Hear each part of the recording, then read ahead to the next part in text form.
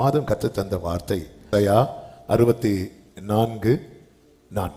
தேவனே, உமக்கு காத்திருக்கிறவர்களுக்கு நீர் செய்பவைகளை நீரே அல்லாமல் உலகத் தோற்றம் முதற்கொண்டு ஒருவரும் கேட்டதும் இல்லை, செவியால் உணர்ந்ததும் இல்லை, அவைகளை கண்டதும் இல்லை. கைகளை உயர்த்தி ஹல்லேலூயா.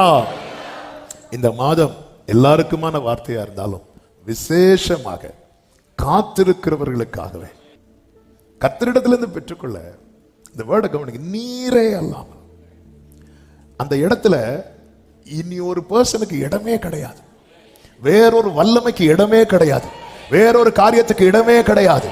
அதனால தேவனை உமக்கு காத்திருக்கிறவர்களுக்கு நீரே அல்லாமல். ஏன் ஆண்டவர் இப்படி காத்திருக்க வைக்கிறார்? இந்த திட்டம் என்பது எப்பொழுது போடப்பட்டது தெரியுமா? உலக தோற்றம் முதற்கொண்டு. கர்த்தர் இந்த 38 வருட அந்த வியாதியா இருக்கிறவனிடத்துல இயேசு வருவதற்கான ரீசன் என்ன தெரியுமா? காரணம் என்ன தெரியுமா? அவர் அநேக நாள் இந்த 5வது மாதம் 1ஆம் தேதி அதிகாலை வேளையில சமீபத்திலும் தூரத்திலும் இருந்து கேட்டுக்கொண்டிருக்கிறவர்களுக்கு சொல்லப்படுகிற ஒரு நற்செய்தி, அநேக நாள் நெடுநாள் காத்திருத்தல் உன் இருதயத்தை இழைக்க பண்ணிட்டு, ஆனா விரும்பினது வருகிற மாதம், விரும்பினது வருகிற மாதம்.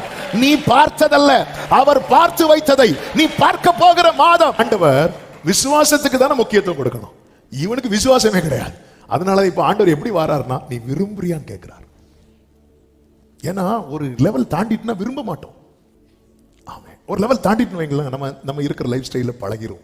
அதனாலதான் ஆண்டவர் கேட்டார் அவனை நோக்கி, விரும்புறியா அப்படின்னு கேட்கிறார்.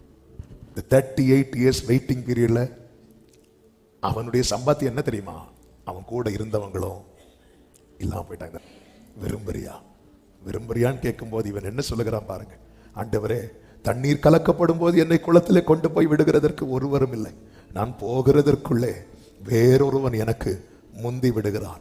இந்த காலை வேளையில உங்களுக்குரியதை இன்னொருத்தை முந்தி கொண்டு அபகரிக்கலாம் அல்லது எடுத்துக்கொள்ளலாம். இப்படிப்பட்ட ஒரு சூழ்நிலை இருக்குமானால் அதை நினைச்சு worry பண்ணாதீங்க.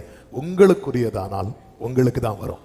உங்களுக்குரியது அல்லன்னா அதை இன்னொருத்தங்க முந்தி கொண்டு எடுப்பாங்க. ஆனால் அன்று சாமுவேல் சவுலுக்கென்று ஒன்றை மாற்றி வைத்தது போல கர்த்தர் தமக்கு காத்திருக்கிறவர்களுக்கென்று உலக தோற்றம் முதற்கொண்டு ஒரு திட்டத்தை வைத்திருக்கிறார். ஹல்லேலூயா.